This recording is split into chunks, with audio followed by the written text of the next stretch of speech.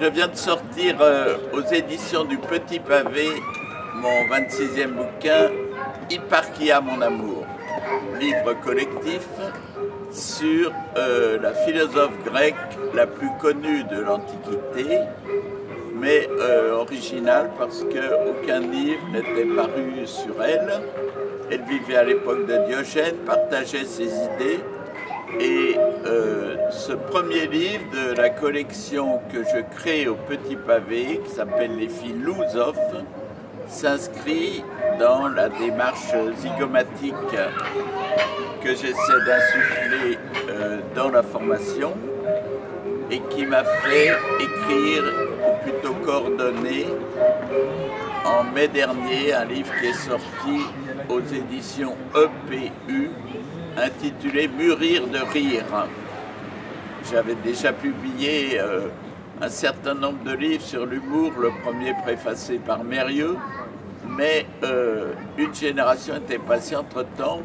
des dizaines de stages m'en avaient appris, et les disciplines comme le latin et le grec disparaissaient, des disciplines comme l'informatique, l'arabe, le chinois apparaissaient ou se développaient, et par conséquent, il fallait tout recommencer, ce que j'appelle avec mes collaborateurs la gélo-formation. Donc on a, je résume, Mûrir de rire chez EPU en 2 tomes sur